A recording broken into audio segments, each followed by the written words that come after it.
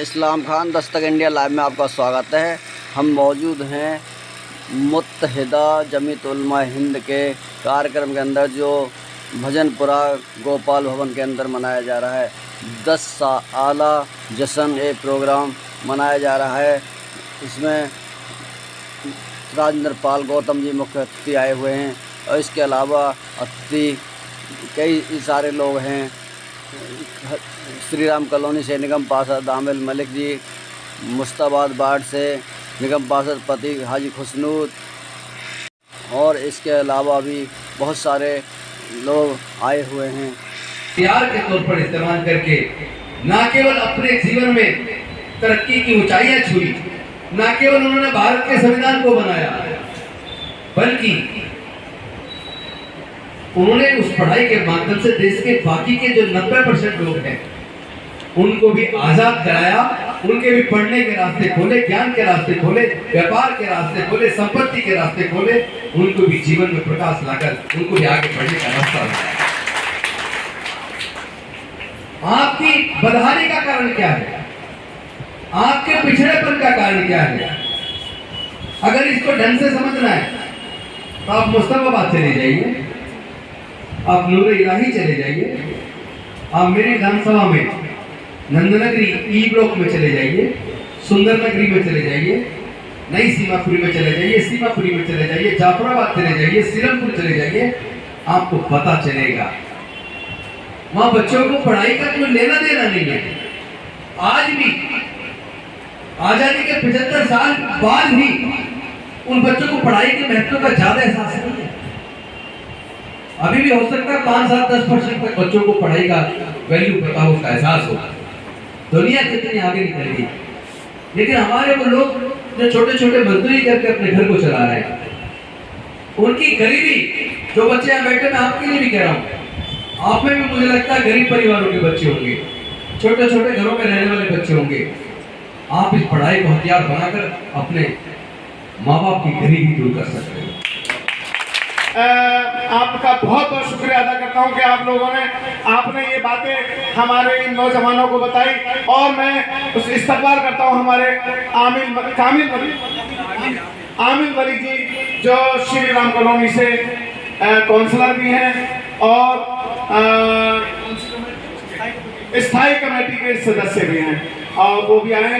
तो मैं गुजारिश करूंगा हमारे साथियों से कि वो जल्दी से अब इस्तकबालिया प्रोग्राम शुरू किया जाए।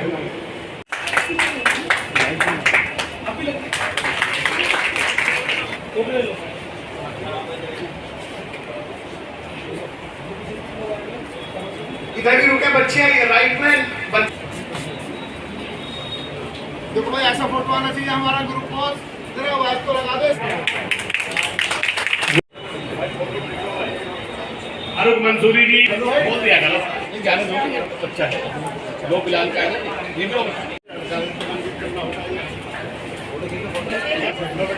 जनाब है समाज सेवी है, आप भी आ जाओ ना।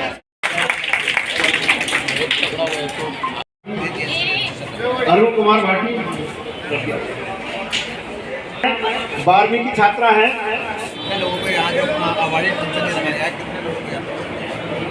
इश्तियाक मंसूरी आज 10वीं वर्षगांठ बना, और तमाम जितने भी समाज से जो डाउन एंड ट्रोडन पर्सन है, जो गरीब है, जो दबे कुचले, जो पेरेंट्स जिनकी मदद नहीं कर पाते, संस्था उनकी मदद करती है, इसलिए उनको प्रोत्साहित करती है। आज बच्चे पढ़ के आगे आए, उन्होंने उसमें मुकाम हासिल किया है, तो उन बच्चों को आज जो है प्रोत्साहित किया है। सर, ये संस्था जो है किन ऐसे बच्चों को जो है मदद करती है जो घर से कमजोर है? सिर्फ एजुकेशन के लिए मदद करती है या कुछ और भी? फिलहाल तो एजुकेशन पे कर रहे हैं, वो चाहे मेडिकल के संदर्भ में हो, वो चाहे जो है LLB के क्षेत्र में हो, इंजीनियरिंग के क्षेत्र में हो, या 10वीं 12वीं तक पढ़ाने वाली बात है। जैसे कि मसला बेटियों की शादियों तक का, बेटी का तो मेरी नॉलेज में नहीं आया अभी तो एजुकेशन। ये मोहतरमा बल्ली शर्मा क्या कहना चाहेंगे ऐसे लोगों से जिनके आर्थिक जान मोहम्मद सैफी जो स्थिति है वो खराब है, मोहम्मद सैफी पढ़ नहीं पा रहे, तो उसके लिए जिनकी आर्थिक स्थिति अच्छी नहीं है वो इस तरह की संस्थाओं से जुड़े और जुड़ के शिक्षा दें। शिक्षा ही रास्ता है, दूसरा कोई है कोई और रास्ता है ही नहीं कहीं से कहीं, कोई बचाता ही नहीं। और बताएं मदद करती है तो किस तरह से देखते हैं ऐसी संस्थाओं को? देखो जैसी संस्थाएं मैं अलहमदुलिल्लाह मैं कहना चाहूँगा भाई मैं चाहूँगा कि भाई बदलती साहब आप भी आ जाए, खड़े हो जाएं, हाथ मांग करके। जैसे कि फरमाया जिंदगी के अंदर अगर रोशनी होगी तो खुद को खुद रास्ता मिल जाएगा। ऐसे तालीम का एक दायित्व है। अगर हमारी जिंदगी के अंदर बच्चा हमारा आगे जाकर के हमारा मुस्तकबिल रोशन करेगा। अगर बच्चा प्राथमिक शिक्षा अगर मजबूत नहीं होगी तो अलहमदुलिल्लाह बहुत अच्छा काम कर रही है। और मैं कहूँगा कि हम लोगों को भी इसमें बढ़ चढ़ करके पॉलिटिशियनों को भी इनकी मदद करनी चाहिए और इसमें हिस्सा लेना चाहिए। वो बात तो आपकी ठीक है, लेकिन प्रोग्राम में इदारे को चला रहे हैं, इतनी हिम्मत का ये काम कर रहे हैं क्योंकि ये प्रोग्राम खत्म होने के बाद में जो है वाइफ वगैरह वो देनी पड़ती है, तो उसमें उससे पहले से आगे आए जो गरीब तो ये जो है जो इंतजामिया कमेटी होती है उसके तहत जो है ये काम किया जाता है। और अब ये इंतजामी फैसले ये सारी एक तो है ही जो भी कोई काम कर रहे हैं मैं उनको जज्बे को सलाम करती हूँ, सल्यूट करता हूँ कि इन लोगों के पास ये बच्चे के थोड़ा सम्मानित करो, इसके हाथ लगा के। सरकार की तरफ से बहुत सारी चीज़ें मिल जाए, लेकिन ये लोग अपने ही हम लोग ताउन से आप लोगों की मदद से मीडिया की मदद से ये सब लोग इनको मिल करके चलाते हैं। और इस जज्बे को मैं इनके बार बार सलाम करता हूँ, इस कंडीशन तक ये लोग पहुँचा रहे हैं। हम सब लोगों को भी मैं बार बार कहना चाहूँगा और चाहिए। हाँ सर, दिल्ली में आपकी सरकार है, वैसे में अगर इस तरह के इदारे अपने फंड से नहीं भाई पुष्पांकर जी से मैं गुजारिश करूँगा कि वो मंच पर आ जाए। जिम्मेदारी नहीं बनती इन इदारों के साथ पुष्पांकर देवी इस तरह की कोई मुहिम चलाई जाए। एक ये रूमा बेगम है, रूमा बेगम वे भी आ जाए। जिम्मेदारी बनती है रूमा बेगम संस्थाएं हैं जो भी तालीम पर एजुकेशन में बच्चों के लिए काम कर रहे हैं, मैं चाहूँगा और मैं बात पूछ करूँ, मैं शहर स्टैंडिंग कमेटी का सदस्य भी हूँ अपने। मैं हमारे जमीयत उलमा हिंद के जो मौलाना हैं मैं उनसे गुजारिश करूँगा कि वो पुष्पांकर देव जी को उन्हें सम्मानित करें। अंदर भी रखूँगा कि कोई ऐसा प्रपोजल लाया जाए कि इन संस्थाओं की कोई मदद की जाए। अपना परिचय बता दीजिए। देखिए मेरा नाम हाफिज़ मोहम्मद हाशिम मलिक है, मुत्तहिदा जमीयत उलमा हिंद का मैं कौमी सदर हूँ।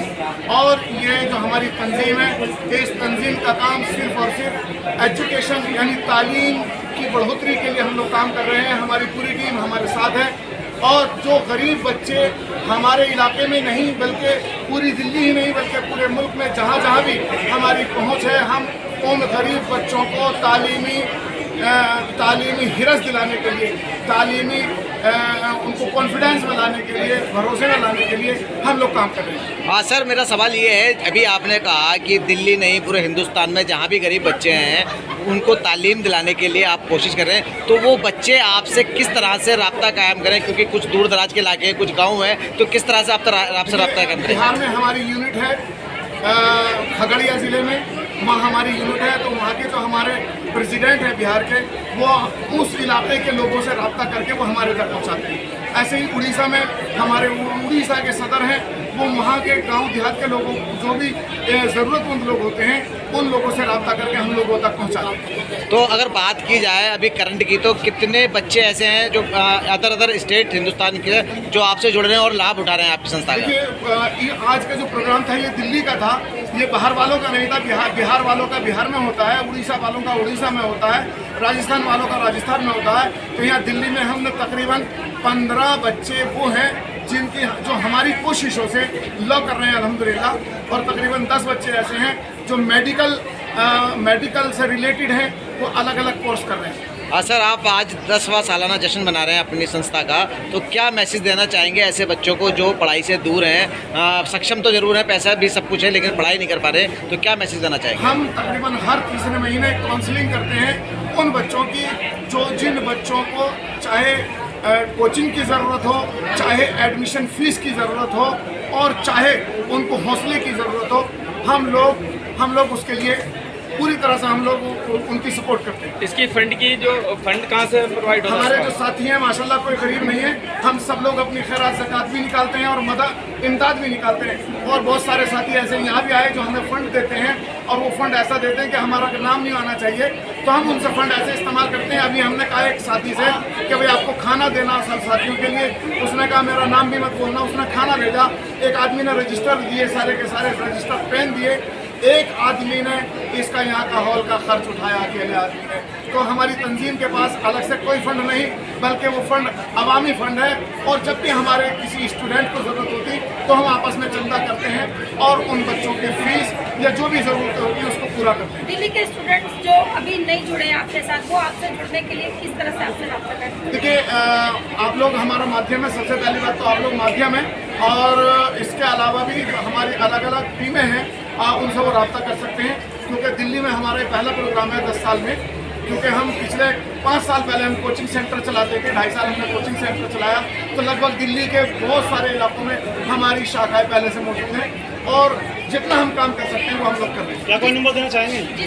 क्या कोई नंबर कोई आपका अपना कोई ऑनलाइन नंबर कोई प्रोवाइड जी करना जी चाहेंगे? मेरा नंबर अगर आप चाहें तो दे दें, मेरा 9810691901। जिस तरह से दिल्ली में आज प्रोग्राम हुआ है, क्या और दूसरे राज्यों में आपने इस तरह से कोई और प्रोग्राम? जी बिहार में भी किया था, उड़ीसा में भी किया था, और इंशाल्लाह बहुत जल्द हम राजस्थान में करने जा रहे हैं। ठीक है सर, ठीक है, ओके। बड़ी जाएगी और भाई। ये नंबर तरफ से किया गया हमने शिक्षित बच्चों के लिए, जो बच्चे हैं हमारे जो शिक्षा के क्षेत्र में जो पीछे हैं उन्हें आगे लाने के लिए हमने ये कार्यक्रम रखा हुआ है। क्योंकि हमारा मुस्लिम समाज जो है वो बहुत ही ज़्यादा पिछड़ा हुआ है, इसलिए उसमें जो है शिक्षा की जागृति पैदा करने के लिए हमने ये कार्यक्रम रखा हुआ है। पढ़ाई के लिए सारे लोग बात करते हैं, लेकिन फंड की व्यवस्था कोई नहीं करता। जो बच्चे कमज़ोर हैं वो मदद के लिए जाते रहते हैं, लेकिन मिल नहीं पाती। ऐसा क्या व्यवस्था की गई तो गरीब तक आपकी मदद पहुँच जाएगी? देखिए बात ये है, अगर कोई गरीब व्यक्ति या कोई गरीब बच्चा जो आकर के हमारे से रास्ता कायम करता है तो हम लोग जो है उसकी भरपूर मदद करते हैं। देखिए रहा मामला फंड का, तो फंड भी जो है हम लोग आपस में ही अपना जो है इकट्ठा कर देते हैं। कोई ऐसी बात नहीं है, लोग हमें पैसे चंदा देते हैं, कोई ऐसी लेकिन 5 किलो राशन के लिए लोग लंबी लाइन लग रही थी। अगर मदद का ऐलान करोगे तो कैसे कर पाओगे? लेकिन वाकई मदद के लायक है या नहीं? नहीं, हम उस बच्चे की तस्दीक करते हैं कि जिस तरह का ये बच्चा वाकई में गरीब है या परेशान हाल है, हम उसकी तस्दीक करने के बाद में हम जो है फिर उसकी हेल्प करते हैं कि इस बच्चे की फीस नहीं भरी जा रही है, इस बच्चे के पास में किताब नहीं है, कापियाँ नहीं है, तो हम उस तरीके से देखते हैं, तो फिर हम उसकी मदद करते हैं।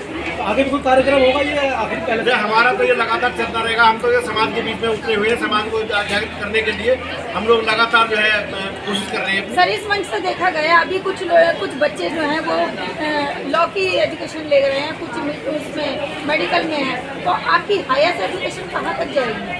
देखिए, अगर कोई भी बच्चा हायर एजुकेशन के लिए अगर विदेश भी अगर जाना चाहे तो मुत्तहिदा जमीयत उलमा हिंद उसका पूरा खर्चा उठाएगी, बशर्ते ये कि वो पढ़ के दिखाए, वो पढ़ेगा जब ही जाएगा। नहीं मैं कह रहा हूँ वो अपने, ऐसा नहीं कि हम फंड देते रहे, वो पढ़ने लिखने में सक्षम ना हो, तो अगर वो पढ़ना चाहता है तो हर सूरत में उसे पढ़ाया जाएगा, चाहे वो कोई सी भी तो आप ये जांच किस तरह करेंगे कि बच्चा पढ़ ही रहा है, वास्तव में पढ़ रहा है, सही इस्तेमाल हो रहा है, उसकी आप किस तरह से जाँच करेंगे? हम उस तरीके से जानेंगे जैसे उसने 10th पास किया है, 12th पास किया है, BA किया है, MA किया है, तो उस तरीके से उसकी डिग्रियों को देख करके हम लोग ये जांचेंगे तो भाई इसके कितने अच्छे मार्क्स हैं, तो हम उसे जो उसे मदद मुहैया कराएंगे। ठीक है।